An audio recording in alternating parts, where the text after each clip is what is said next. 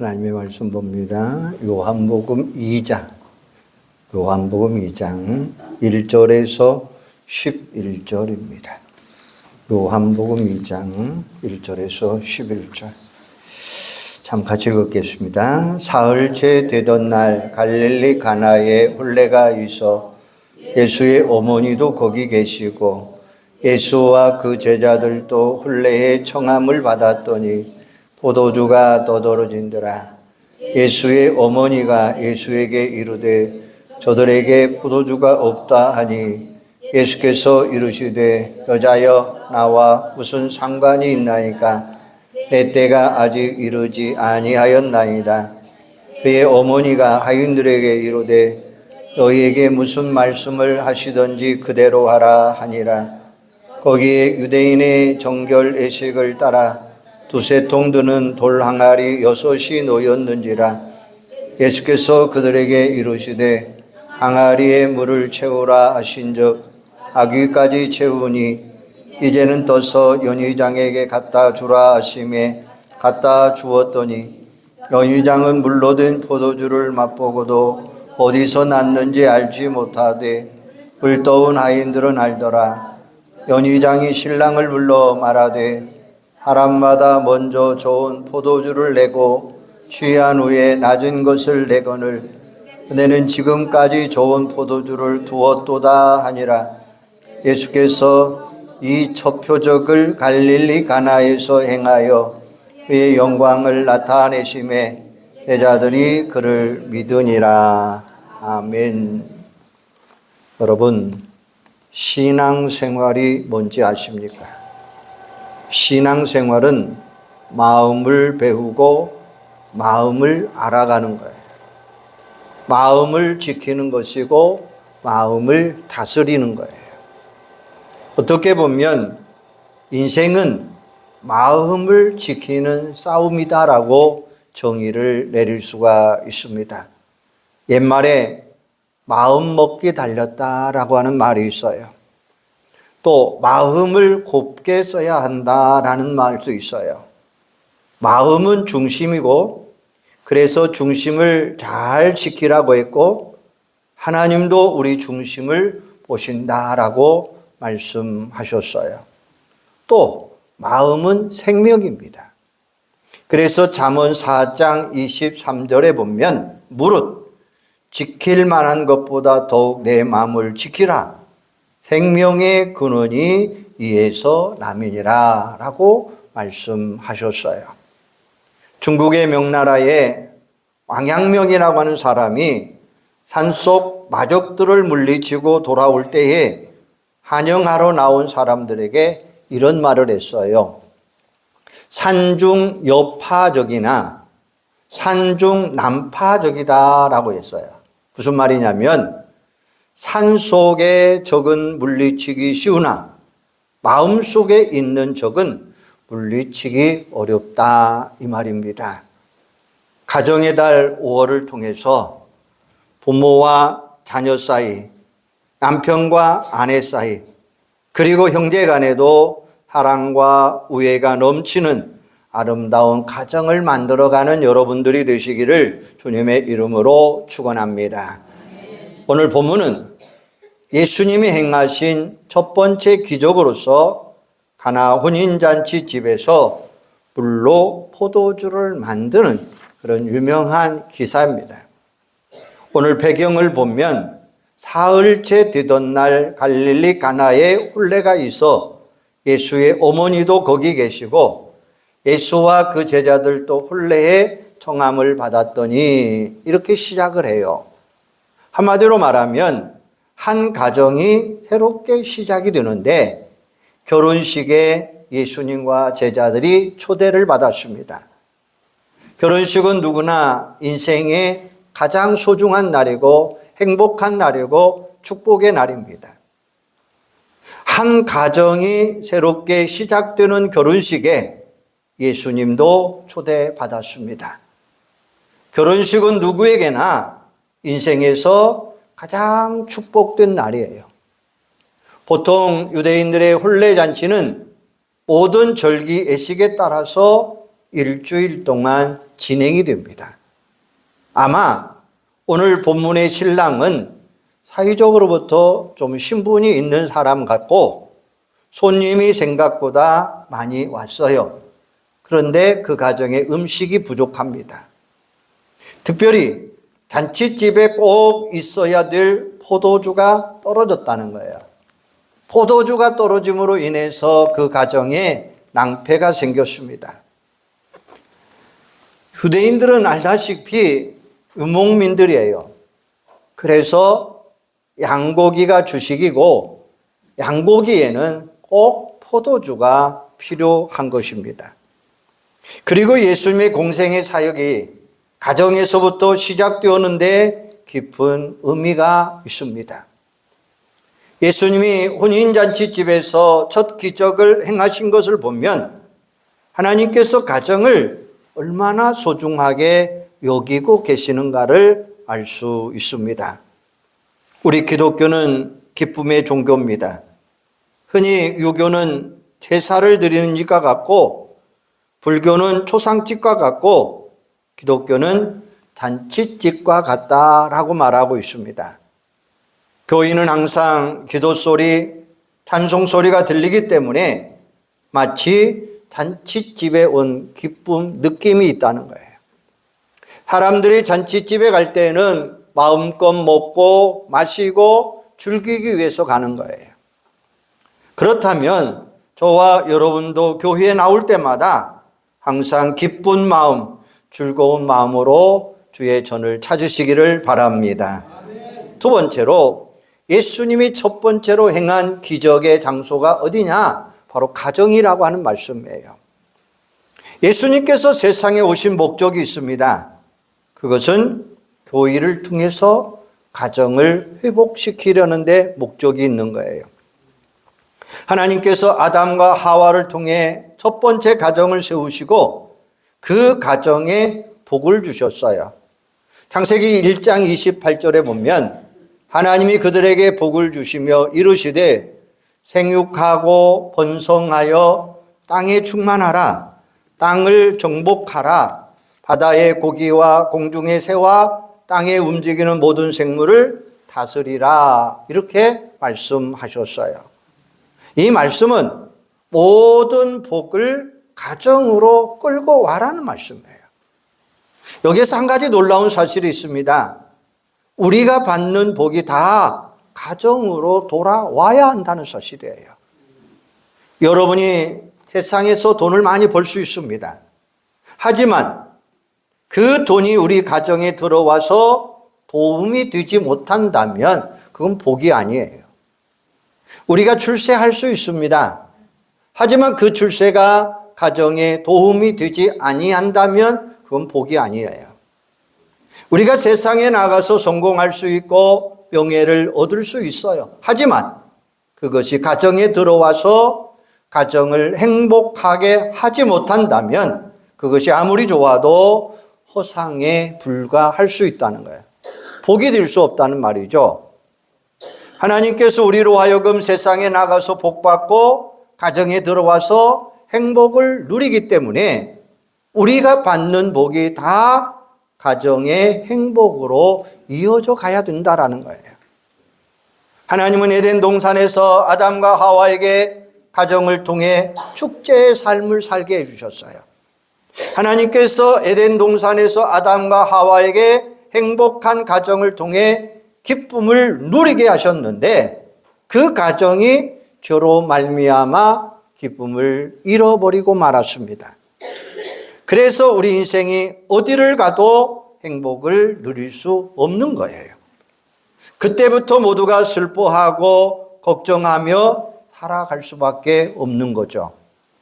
하지만 이제부터라도 행복한 가정을 만들어 가야 합니다. 오늘 본문에 보면 잔치집에 포도주가 떨어졌다는 거예요. 한마디로 말하면 기쁨을 잃어버렸습니다. 그 기쁨을 누가 빼앗아 갔습니까? 사람들이 다 먹어버리고 포도주가 바닥났어요. 문제는 관계에서 찾아오는 거예요. 바닥이 난 인생에는 즐거움이 없습니다. 어떤 사람은 건강에 바닥이 나서 기쁨을 잃어버려요. 또 어떤 사람은 사업이 바닥나서 기쁨을 잃어버려요. 또 어떤 사람은 자식으로 인하여 마음의 기쁨을 잃어버려요. 우리 모두 바닥이 난 기쁨을 다시 한번 회복하시기를 바랍니다. 그런데 세상이 주는 기쁨으로는 회복될 수 없어요. 왜냐하면 사람이 주는 기쁨은 영원할 수가 없기 때문입니다. 여러분, 기쁨에는 두 가지가 있습니다. 하나는 하늘에서 오는 기쁨이 있고 또 하나는 땅에서 만들어가는 기쁨이 있어요. 우리가 땅에서 얻는 기쁨은 금방 바닥이 나요. 그러므로 세상이 주는 기쁨에 집착하지 말고 위에서 내려오는 기쁨, 영원히 시들지 않은 기쁨, 절대로 빼앗기지 않는 하늘 기쁨을 누리시기를 주님의 이름으로 축원합니다. 예수님은 요한복음 15장 11절에 보면 내가 너희에게 기쁨을 주노니 내 기쁨이 너희 안에 있어 너희 기쁨은 충만하게 하려 함이라 라고 말씀했어요. 요한복음 14장 27절에서는 평안을 너희에게 끼쳐노니 곧 나의 평안을 너희에게 주노라. 내가 너희에게 주는 것은 세상이 주는 것과 같이 아니하리라. 너희는 마음에 근심하지 말고 두려워하지 말라. 이런 말씀이 있어요. 오늘 본문에 보면 포도주는 사람이 만든 처음 것이고 나중에 나온 포도주는 예수님이 만든 포도주이기 때문에 사람들이 뭐라고 했느냐? 더 좋았더라 이렇게 말해요. 예수님에게는 물이 포도주가 되는 능력이 있습니다. 오늘 우리도 예배를 드리면서 아무 쓸데없는 우리 인생이 예수로 말미암아 아주 쓸모있는 인생이 되신 줄로 믿습니다. 어쨌든 우리는 변화되어야 돼요. 그런데 예수님이 계신 곳에서 변화가 일어납니다. 아무 쓸데없는 인생이 변화해서 꼭 필요한 쓸모있는 인생으로 우리가 바꿔줘야 돼요. 욥기 8장 7절에 보면 내 시작은 미약하였으나 내 나중은 심히 창대하리라 이렇게 말씀해요. 오늘 본문에 나오는 잔치집의 포도주가 처음보다 나중이 더 좋았더라 이렇게 말씀하고 계셔요. 여러분의 가정도 처음보다 나중이 더 좋아져야 됩니다. 우리 모두의 가정이 이런 아름다운 가정이 되시기를 주님의 이름으로 축원합니다. 그럼 물이 포도주가 된 기적을 단계를 한번 살펴보십시다. 첫 번째 시작의 단계는 예수님을 영접한 거예요. 신앙생활의 첫 번째도 예수님 영접이요. 예수님을 영접해야만이 모든 것이 달라질 수 있는 거예요. 1절에 보면 예수의 어머니도 거기 계셨고 2절에 보면 예수와 그의 제자들도 거기에 청함을 받았다 이렇게 말하고 있어요. 문제의 현장에 누가 있느냐라는 거예요. 어떤 분이 해결해 주느냐라는 말씀이에요. 우리도 우리의 삶에 예수님을 모셔드리고 영접해야 됩니다. 어떻게 영접해야 됩니까? 요한복음 1장 12절에 보면 영접하는 자, 곧 그 이름을 믿는 자들에게는 하나님의 자녀가 되는 권세를 주셨으니 이렇게 말씀하고 있어요. 복음서에 나오는 모든 기적들이 예수님이 찾아올 때 일어났어요. 성령께서 역사하시고 성령께서 운행하실 때에 놀라운 일들이 일어났어요. 아무리 큰 어려움을 당해도 예수님이 우리의 삶에 들어오실 때에 여리고성이 무너지고 홍해 바다가 갈라졌어요. 문제는 예수님이 우리의 삶에 개입해야 된다라는 말씀이에요. 예수님이 개입하면 그 모든 문제가 해결될 줄로 믿습니다. 그러므로 우리의 삶에 예수님을 영접하면 우리 앞에 시온의 대로가, 평탄의 대로가 활짝 열려질 줄로 믿습니다. 두 번째는 철저하게 떨어져야 다시 길이 열린다라는 거예요. 결혼식은 누구에게나 다 중요한 예식입니다. 그래서 유대인들은 결혼식을 하는 데에 며칠 했습니까? 일주일 동안 진행했어요. 말이 일주일이지 일주일 동안 손님을 치른다 한번 생각해 보세요. 우리나라에서 일주일 동안 잔치하는 것은 없습니다. 장례식도 3일장이나 4일장이 고작이에요. 하지만 그 3일장도 상주들은 거의 쓰러질 지경입니다. 그러니 일주일 동안 진행되는 결혼잔치가 얼마나 힘들었겠느냐라는 거예요. 그런데 그 가정에 문제가 생겼습니다. 잔치집에 꼭 필요한 포도주가 떨어졌다는 거예요. 포도주가 떨어졌다 이 말은 흥이 깨어졌다라는 거예요. 흔히 사람들은 어려움에 처할 때에 겸손합니다. 차고 넘치면 교만하기 쉽습니다. 오늘 본문에 보면 잔치집에 포도주가 떨어졌다 이 말은 문제가 생겼다. 그런데 문제가 생겼을 때 바로 우리가 예수님을 만나는 절호의 기회라고 하는 사실이에요. 열심히 신앙생활을 우리 성도들에게 문제는 계속 일어납니다. 그런데 문제들이 나를 겸손하게 만들고 문제들이 나로 하여금 기도의 줄을 붙잡게 되고 문제들이 내 믿음을 강건케 하는 기회가 되도 있다고 하는 사실이에요. 하나님 여러분, 하나님의 역사는 인간적인 지식, 교만, 수단과 방법이 아니에요. 사람이 만든 포도주가 완전히 바닥나야 우리 예수님이 만드신 새 포도주가 항아리에 가득 채워지는 역사가 일어난다라는 말씀이에요. 세 번째는 예수님께 아릴 때 기적이 일어나는 거예요. 3절에 보면 어머니 마리아가 포도주가 모자란다 이렇게 말을 해요. 저들에게 포도주가 없다. 저는 이것이 매우 훌륭한 기도라고 생각합니다. 예수님의 어머니 마리아는 문제가 무엇인지 분명히 알고 있어요. 그리고 그 문제를 해결해 주실 분이 누구인가 정확히 알고 있어요. 마리아의 기도 한번 보세요. 저들에게 포도주가 없다라는 말이 그칩니다. 이렇게 해주세요. 저렇게 해주세요. 뒷말이 전혀 없어요. 지금 상황대로만 간단히 이야기합니다. 이게 마리아의 기도예요. 올바른 기도는 내 입장, 내 상황, 내 처지를 있는 그대로 솔직하게 말하는 거예요. 지금 잔치집에 포도주가 떨어졌다는 사실은 모두 다 알고 있지만 하지만 그것으로 끝나면 안 돼요. 우리가 하나님의 능력을 경험하지 못하는 가장 큰 이유는 구하지 않기 때문이다라는 말씀이에요. 야고보 4장 2절에 보면 너희가 얻지 못함은 구하지 아니함이라 라고 말씀해요. 구하면 주신다고 약속했어요. 기도는 하나님을 바라보는 것이고 염려는 세상을 바라보는 거예요.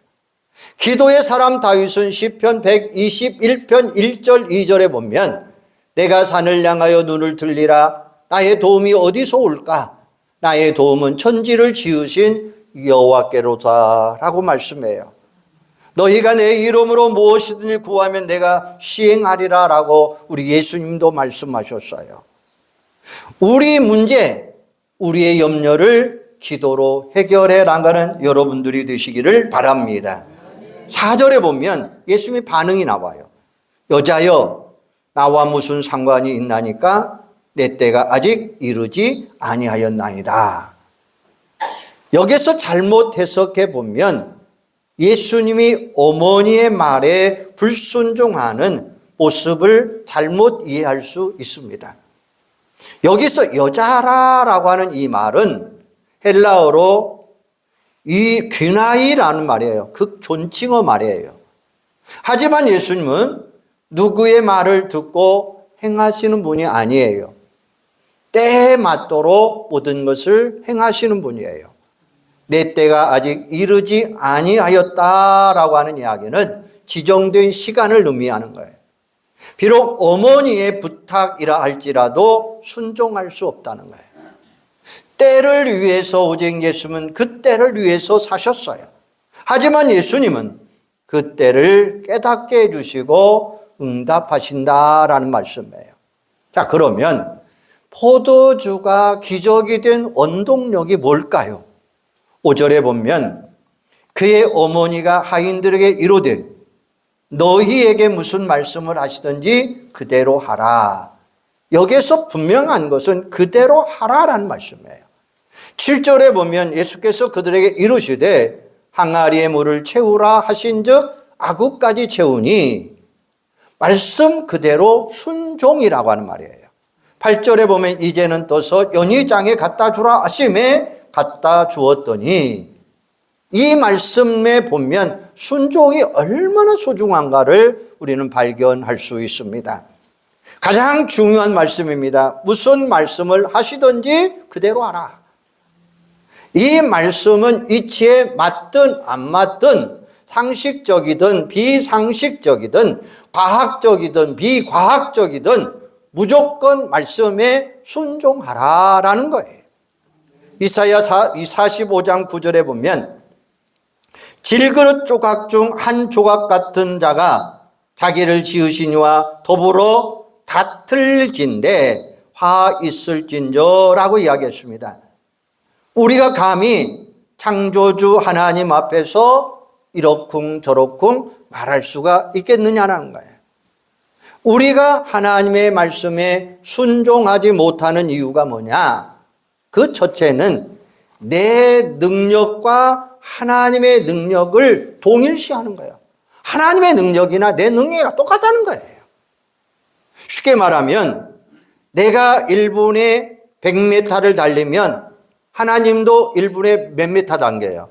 100m밖에 못 달려요. 또 내가 실패하면 누구도 실패해요? 하나님도 실패해요. 내가 할 수 없으면 하나님은 어떻게 한다고요? 할 수 없어요. 이게 누구 생각입니까? 내 생각이에요. 그렇기 때문에 누가 동요하느냐? 사단이 우리의 마음을 조정하게 되어 있어요. 아담과 하와가 하나님의 말씀에 불순종한 이유가 뭡니까? 사단이 그의 마음을 장악했기 때문이에요. 사단이 우리의 마음을 사로잡고 있으면 하나님 말씀 순종할 수 없어요. 또 하나님의 심판을 과소평가합니다. 성경에 보면 하나님의 말씀을 거역하거나 불순종한 사람들은 다 어떻게 되었습니까? 하나님 심판받아요. 그 사실을 외면하거나 무시하기 때문에 말씀에 불순종하는 거예요. 우리 모두 순종하는 사람 되시기를 바랍니다. 하나님의 역사는 무엇을 통해서 이루어지느냐? 순종을 통해서 역사하게 될 줄로 믿습니다. 그러면 우리가 어떻게 순종해야 됩니까? 한번 따라서 해주시기 바랍니다. 이치에 맞지 않아도 믿고 순종하자. 말씀이 내 머리로 이해되지 않다 할지라도 우리가 꼭 해야 할 사실은 성경은 우리가 이해하려고 하는 책이 아니에요. 우리에게 믿으라고 주신 책이에요. 그리고 믿으면 저절로 알게 되어 있어요. 아무리 힘이 들어도 순종하자는 거예요. 사르밧 과부가 말씀에 순종할 때에 복을 받았습니다. 나아만 장군이 순종할 때에 나병이 깨끗하게 치료됐습니다. 아브라함이 순종할 때에 아브라함에게 하늘의 별처럼 바다의 모래알처럼 자손을 주겠다라고 축복하셨어요. 한번 따라서 해주시기 바랍니다. 내 자존심이 상해도 순종하자. 마리아가 하인들에게 무엇을 시켜도 그대로 하라라고 했어요. 주인이 아닌 제3자의 말을 듣는 거 결코 쉬운 일이 아니죠. 게다가 2솥통 들어가는 6개 항아리에 물을 채운다. 결코 쉬운 일이 아닐 거예요. 그리고 그렇게 채운 물을 연희장에 갖다 떠다 주라라고 말씀합니다. 정상적인 이야기가 아닙니다. 정상적인 방법이 아닙니다. 순종했어요. 종의 마음이 아니면 불가능한 일입니다. 그때에 우리도 믿고 순종할 때에 거기에 기적이 일어나는 거예요. 수로보니게 여인은 귀신 들린 딸을 고치기 위해서 자신을 개치고 가는 예수님 앞에서 자신의 감정을 누르고 말씀에 순종함으로 딸이 깨끗하게 고침받았어요. 하나님의 일을 하는 데 있어서 가장 큰 걸림돌이 뭐냐? 내 자아예요. 그래서 예수님이 제자들에게 아무든지 나를 따라오려거든 자기를 부인하고 자기 십자가를 지고 나를 쫓으라 라고 말씀했어요. 또 한번 따라서 해주시기 바랍니다. 억지로라도 순종하자. 잔칫집은 좋은 날입니다. 아무리 하인이어도 잔칫날에 두세 통 들어가는 항아리 6개의 물을 채우는 일은 쉽지 않았을 것입니다. 예수님이 십자가 지고 가실 때에 구레네 사람 시몬이 십자가를 억지로 대신 지고 가다가 예수 그리스도를 만나요. 때로는 순종하는 것이 답답하게 보일 때도 있어요. 융통성이 없게 보일 수도 있어요. 지혜롭지 못하게 보일 수 있고 어리석게 보일 수 있어요. 하지만 분명한 것은 순종하는 자에게 하나님의 축복이 임하는 줄로 믿습니다. 7절에 보면 아구까지 채우라 라고 말씀해요. 물이 항아리에 가득 채워지기 전에 하나님의 역사는 일어나지 않아요. 아구까지 채우라고 하는 이 말씀은 영적인 의미가 담겨 있습니다. 우리는 다 질그릇입니다. 그 질그릇 안에 말씀을 채우고 믿음을 채우고 기도로 채우고 봉사로 채우고 순종으로 채울 때에 기적의 역사는 일어나게 되어 있어요. 스데반 집사님 마음속에 하나님의 말씀으로 채웠더니 기쁨이 넘치게 되었습니다. 아무도 그 기쁨을 빼앗을 수가 없었습니다. 유대인들이 던지는 돌에 맞아 죽어가는 그 순간에도 그의 얼굴이 천사의 얼굴과 같다라고 말씀하고 있습니다. 9절에 보면 연회장은 물로 든 포도주를 맛보고도 어디서 났는지 알지 못하되 물 떠온 하인들은 알더라 이렇게 말해요. 물로 포도주를 만든 사건은 연인장도 알지 못했지만 누가 알았습니까? 하인들이 알아요. 무슨 말씀을 해도 그대로 하라는 말씀에 순종함으로 인해서 하인들이 하나님의 은혜를 누리게 된 거예요.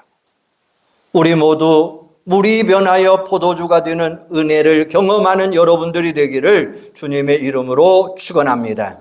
그러면 10절 말씀 한번 볼까요? 우리 10절 말씀 한번 같이 한번 읽어봅시다. 자, 10절 시작. 말하되 사람마다 먼저 좋은 포도주를 내고 취한 후에 낮은 것을 내거는 그대는 지금까지 좋은 포도주를 두었도다 하니라. 아멘.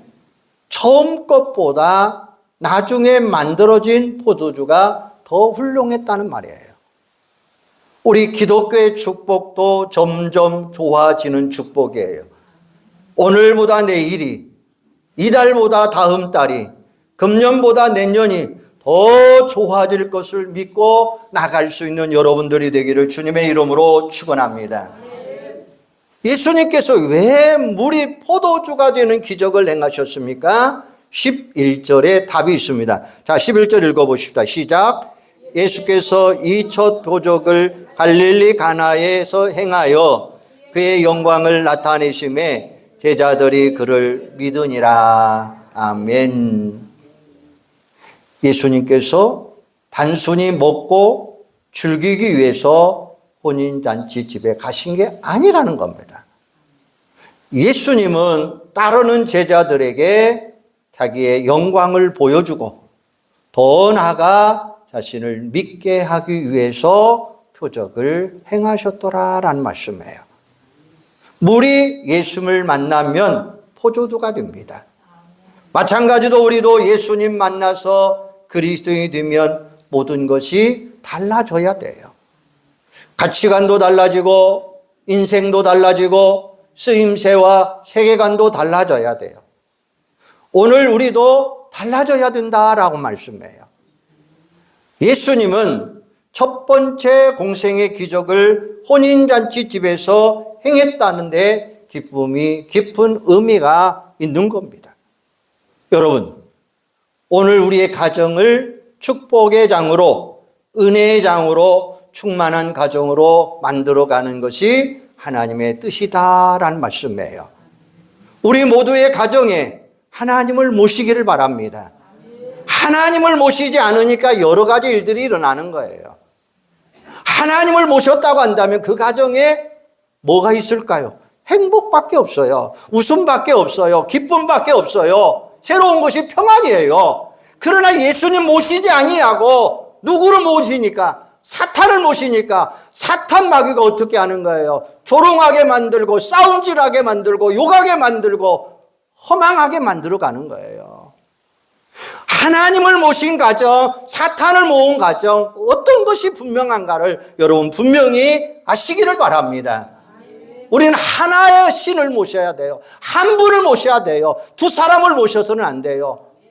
하나님 모시고 살아가는 가정은 행복한 가정이지만 사단과 함께 가는 가정은 불행한 가정이 되는 거예요. 그 가정 할 수 없어요. 누가 할 수 없는 거예요. 하나님을 모시는 가정만이 날마다 하나님과 동행할 수 있고 날마다 하나님 안에서 새로운 삶으로 희망을 던져갈 수 있더라라고 하는 말씀이에요. 여러분, 이 땅 위에 살아가는 동안 우리에게는 너무나 많은 문제들이 수없이 많이 일어나고 있습니다. 이 문제 많은 세상 속에서 우리가 희망이 있고 기쁨이 있고 소망이 있는 것은 우리의 가정을 하나님 모시고 살아갈 때에 거기에 아름다움이 채워지는 줄로 믿습니다.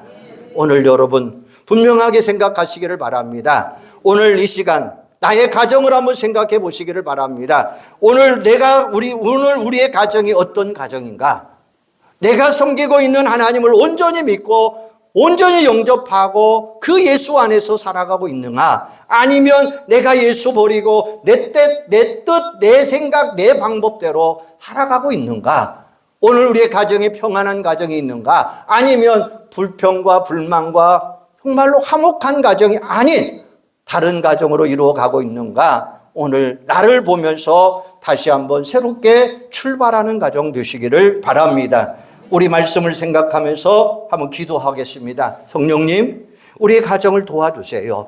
성령께서 우리의 가정을 돌봐주지 아니하신다면 우리 살아갈 수 없어요. 이 땅 위에 살아갈 때에 정말로 아담과 하와가 에덴 동산을 통해서 그 기쁨이 있었던 것처럼 오늘 그 기쁨을 다시 한번 회복하게 하여 주세요.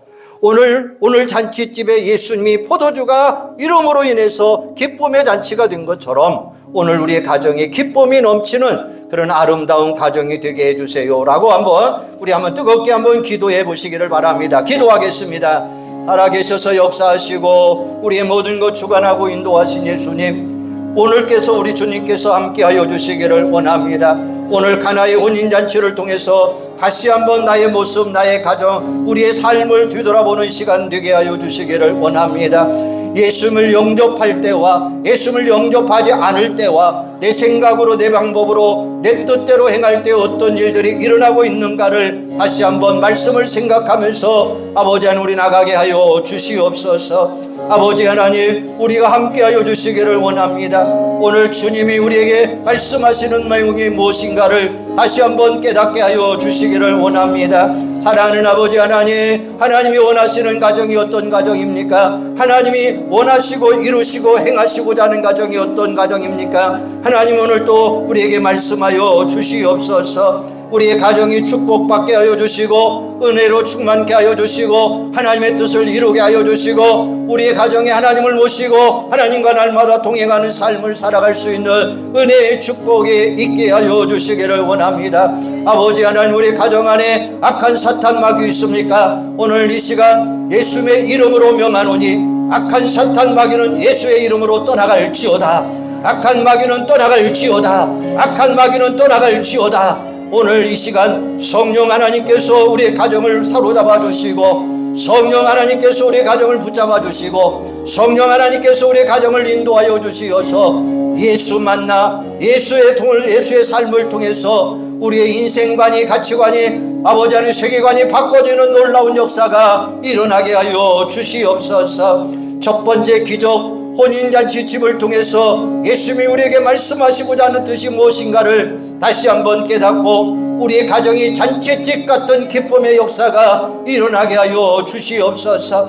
아버지 하나님, 잔치집의 기쁨이 일어났던 주 원인은 순종함을 통해서 이루어졌습니다. 오 아버지 하나님, 오늘 우리의 가정이 순종함으로 영광 돌리는 은혜의 축복이 일어나도록 하나님 함께하여 주시옵소서. 살아계셔서 역사하신 하나님, 오늘 우리 가정이 내 머리로 내 생각으로 내 뜻으로 행하지 않게 하여 주시기를 원합니다.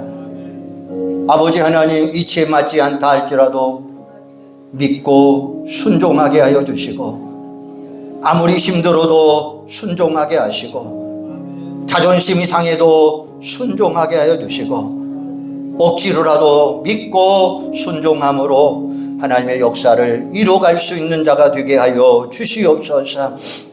하나님은 순종하는 사람을 통해서 하나님의 복이 임하는 줄로 믿습니다. 물이 변하여 포도주가 된 것처럼 연회장에 온 사람들이 기쁨이 놀랍게 역사한 것처럼 오늘 우리의 가정이 처음보다 나중에 더 좋아지는 기쁨의 역사가 일어나게 하여 주시옵소서. 아버지 하나님, 물이 변하여 포도주가 된 것처럼 예수 믿고 구원받고 우리의 삶이 예수를 영접함으로 놀라운 변화의 역사가 일어나는 가정들이 되도록 우리 하나님 함께하여 주시옵소서. 우리의 가정들이 주님의 은혜로 축복으로 충만케 이어가는 가정들 되도록 하나님 역사하여 주시옵소서. 우리 모두의 가정에 하나님 모시고 하나님과 날마다 동행하는 삶을 살아가는 아름다운 가정이 되도록 하나님 함께하여 주시옵소서. 우리 가정에 악한 사탄막이 틈타지 못하도록 성령님 온전하게 기름 부어 주시옵소서. 언제나 주님과 동행함으로 인하여 우리 가정이 평화가 있고 행복이 있고 기쁨이 있고 시온의 대로가 활짝 열려지는 아름다운 가정으로 하나님 역사하여 주시옵소서. 예수님의 이름으로 기도하옵나이다. 아멘.